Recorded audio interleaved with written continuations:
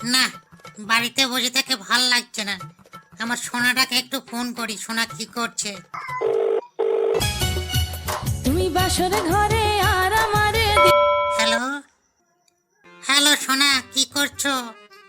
এই তো সোনা, তোমার কথা ভাবছি। আমার কথা ভাবছো? তাহলে আমাকে ফোন করোনি কেন? সত্যি সত্যি তুমি বলো, কার কথা ভাবছিলে?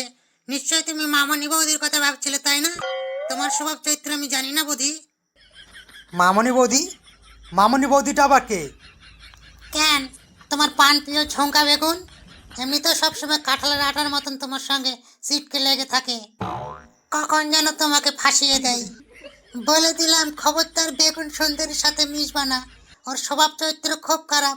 ওই বাইরে দেখতে ভালো, ভিতরে পোকায় ভর্তি। যাই হোক, তুমি কি আমাদের সম্পর্কের কথা তোমার বাবাকে বলেছো? হ্যাঁ বলেছি সোনা। তো তোমার বাবা তোমাকে কি বললো?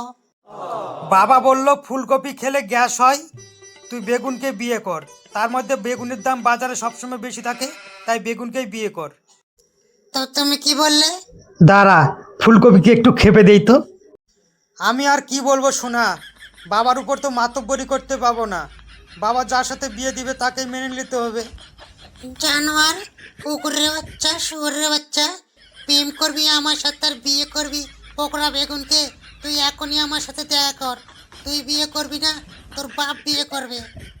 কিন্তু ফুলকপি, আমার বাবা যদি তোমাকে বিয়ে করে তাহলে তো তুমি আমার সৎ মা হয়ে যাবে।